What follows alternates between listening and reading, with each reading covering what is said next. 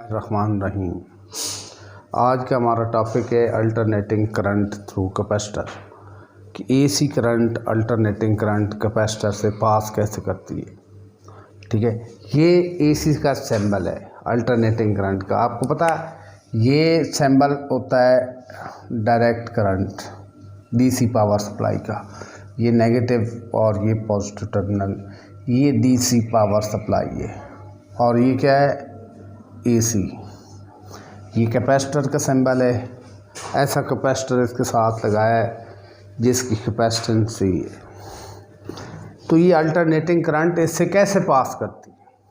ठीक है, अब यहाँ पे डायरेक्ट करंट लगाए ना, यहाँ पे सर्किट में ये बल्ब लगा हुआ है तो ये ग्लो नहीं करेगा, ये ऑफ रहेगा कि डायरेक्ट करंट कैपेसिटर से पास कर ही नहीं सकती कि बीच में गैप है, प्लेट्स पैरेलल प्लेट कैपेसिटर के बीच में गैप है तो डायरेक्ट करंट उससे पास कर ही नहीं सकेगी।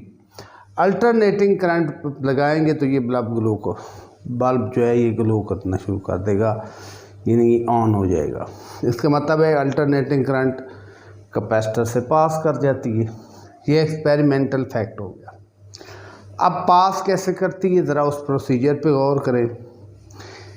Consider capacitor of capacitance C connected with, यहाँ पे connected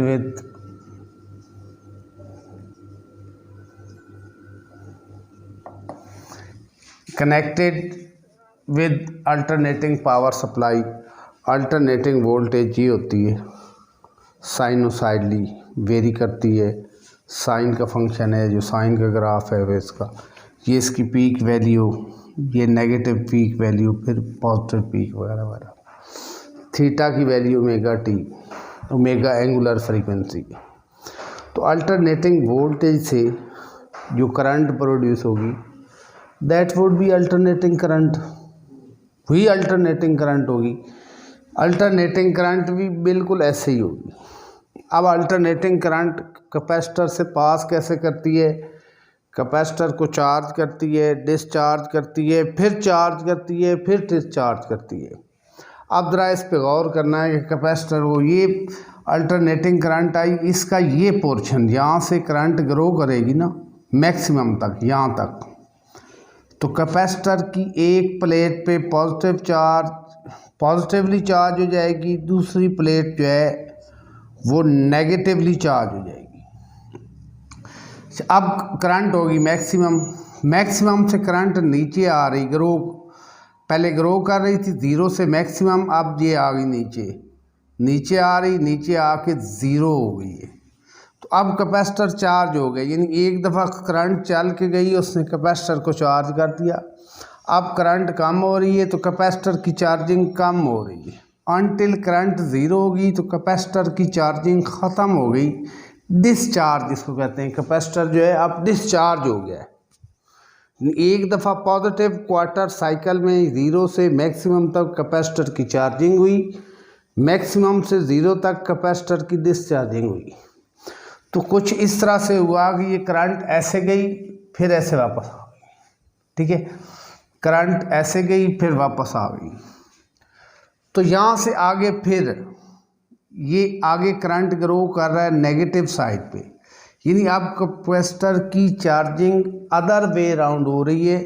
ये प्लेट पॉजिटिव ग्रो कर रही है और ये प्लेट नेगेटिव ग्रो कर रही है, यानी पहले ये पॉजिटिव ग्रो कर रही थी, पॉजिटिव चार्ज इस पे डेवलप हो रहा था, अब पॉजिटिव चार्ज इस प्लेट पे डेवलप हो रहा है कि current increasing in the negative direction.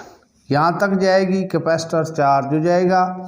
यहाँ से फिर करंट जो है वो डिक्रीज़ होना स्टार्ट हुई है, 0 की तरफ आ रही, इसकी चार्जिंग धीरे धीरे ख़त्म होना शुरू हुई अनटिल जब करंट यहाँ पे पहुँची है तो कैपेसिटर जो है डिस्चार्ज हो गया।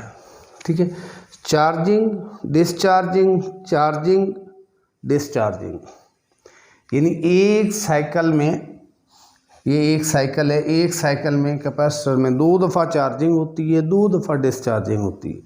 तो चार्जिंग डिस्चार्जिंग से चार्ज मूव करता रहता है, कभी क्लॉकवाइज कभी एंटी क्लॉकवाइज, और चार्ज की मूवमेंट ही करंट होती है और बल्ब से जब चार्ज करंट पास करती है उसको पावर मिलती है, वो ग्लो कर जाता है। तो यही बात जहाँ पे लिखी हुई है, अल्टरनेटिंग करंट यानी AC passes through the capacitor by process of charging and discharging, और उसको मैंने एक्सप्लेन भी कर दिया है। अब हमने देखना है कि आपने अप्लाई वोल्टेज ये की है। अब ये वोल्टेज जब कैपेसिटर पे आती है और उसमें करंट डेवलप होती है, तो करंट और वोल्टेज के फेज डिफरेंस क्या होता है, Q CV, V की ये वैल्यू यहाँ पे लगाई, ये वाली value CV0 sin omega t। अब Q और V का सेम ग्राफ है, V is function of sin omega t sin theta, Q is also function of sin omega t या sin थीटा। सेम ग्राफ है, ज़ीरो स्टार्ट हो रही V maximum, charging भी zero start हो रही maximum, फिर voltage zero ही, charge भी ज़ीरो हुआ। तो V और Q are in phase, V and Q are in phase, Q are in phase, ये दोनों जो हैं ये फेज में हैं, यानी सेम स्टार्टिंग, सेम टाइम पे स्टार्ट हो रहे हैं, सेम टाइम पे मैक्सिमम पे जा रहे हैं। यहाँ से Q से करंट निकालते हैं, करंट का फार्मूला होता है delta Q over delta T। एक तरीका तो ये है कि आप जो है इसकी स्लोप निकाल लें, ये QT कर्व की स्लोप निकाल लें, तो आपको करंट का आइडिया हो जाएगा। ठीक है, करंट और वोल्टेज में फेज डिफरेंस क्या है। देखो इस पॉइंट पे स्लोप जो है वो मैक्सिमम है, इस पॉइंट पे tan थीटा होती है ना किसी कर्व की स्लोप, इस पॉइंट पे स्लोप जो है वो मिनिमम है, और अगेन इस पॉइंट पे नेगेटिव साइड पे मैक्सिमम है। तो स्लोप जहाँ पे मैक्सिमम है वहाँ पे करंट मैक्सिमम है, जहाँ पे स्लोप ज़ीरो वहाँ पे करंट ज़ीरो। जब स्लोप दूसरी साइड पे मैक्सिमम है, करंट मैक्सिमम है। यानी इसको कंपेयर करें या इसको इसके साथ कंपेयर करें कि आपको लगेगा कि वोल्टेज ज़ीरो स्टार्ट हुई है करंट मैक्सिमम से, यानी वोल्टेज का एंगल ज़ीरो है, करंट का 90 है। तो वोल्टेज और करंट के बीच में जो एंगल है वो 90 डिग्री है, या वोल्टेज और करंट के बीच में जो फेज डिफरेंस है वो 90 डिग्री है। और इसका दूसरा तरीका है कि आपने अगर मैथमेटिक्स के स्टूडेंट हो, आपने डिफरेंशिएशन की है, तो इस इक्वेशन को अगर डिफरेंशिएट करें ना विद रेस्पेक्ट टू टाइम, तो ये आता है dq ओवर dt। इसको डिफरेंशिएट करें, साइन का डेरिवेटिव होता है साइन ओमेगा टी का cos omega t, omega t का फिर ओमेगा बाहर आ जाएगा, omega CV0 cos omega t, और कॉस को साइन में कन्वर्ट करें, ये टर्म्स ऐसे ही रहेंगी, omega CV0 sine 90 plus omega t जो होता है वो कॉस ओमेगा टी होता है। अब इसको इससे कंपेयर करें, ये वोल्टेज फंक्शन है साइन ओमेगा टी का, और आपकी जो करंट कैपेसिटर की जो करंट है वो फंक्शन है साइन 90 प्लस ओमेगा टी, यानी 90 का फैक्टर एक्स्ट्रा आ रहा है, मतलब करंट लीड कर रही है। यानी जब कैपेसिटर तक करंट पहुंची तो current is leading the voltage bye phase angle of 90। Slope के तरीके से भी बता सकते हैं, ऐसे भी बता सकते हैं। एक्चुअली हुआ क्या है कि यहाँ सोर्स से जब वोल्टेज और करंट चली तो सेम फेज में थी, जब ये कैपेसिटर पे आई हैं तो कैपेसिटर पे पहले चार्जिंग हुई है, चार्जिंग से वोल्टेज डेवलप हुई लेटर ऑन, ठीक है, T/4 के बाद टाइम पीरियड के बाद, फिर यहाँ पे ये वोल्टेज यहाँ पे जो शिफ्ट हुई है और ये करंट डेवलप हुई है। हम बात कर रहे हैं कैपेसिटर की करंट और वोल्टेज। कैपेसिटर में चार्जिंग पहले हुई, यानी चार्ज थोड़ा पहले आया, करंट पहले, जब चार्जिंग हुई है फिर वोल्टेज आई है। तो जब इससे अल्टरनेटिंग करंट पास कर रही है तो तब उसमें फेज डिफरेंस पैदा हुआ है। अल्टरनेटिंग करंट ने जब कैपेसिटर से पास किया है तो आउट ऑफ फेज होगी वोल्टेज के साथ, ठीक है।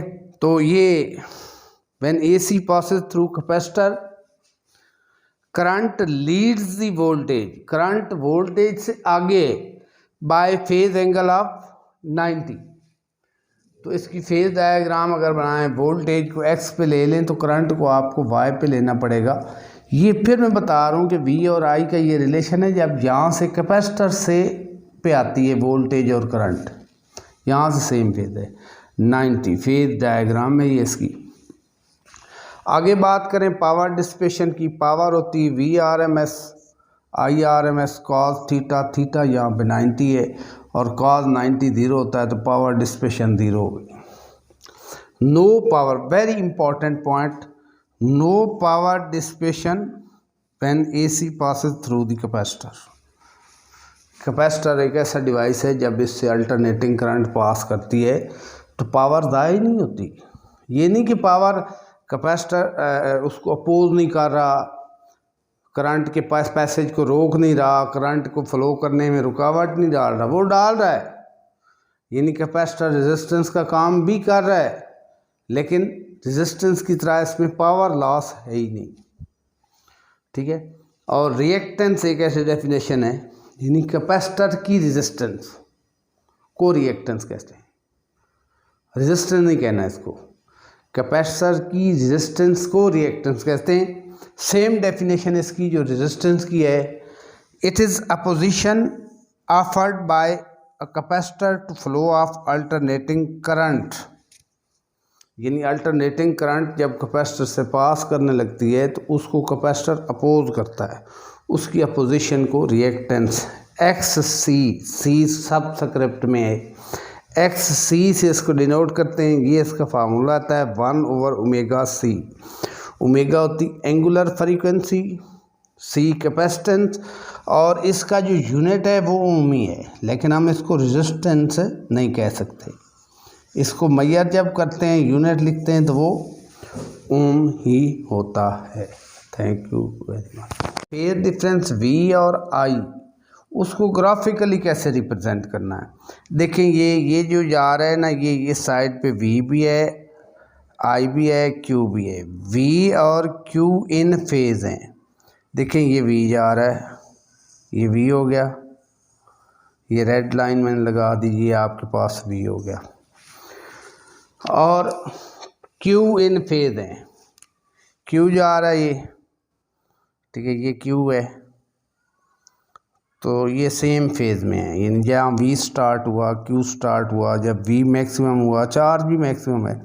लेकिन ये ब्लैक ये वाला ये करंट है, वोल्टेज ज़ीरो, करंट मैक्सिमम, ये आउट ऑफ फेज हो गए हैं। यानी क्यू और वी इन फेज हैं, सेम स्टार्टिंग टाइम है, लेकिन जो करंट है that became out of phase, voltage charge zero पे है, करंट मैक्सिमम है, और ऐसे ये करंट जा रही है। और ये इसको फेज डायग्राम में ऐसे, और ग्राफिकली उसकी रिप्रेजेंटेशन जो है वो ऐसे होगी।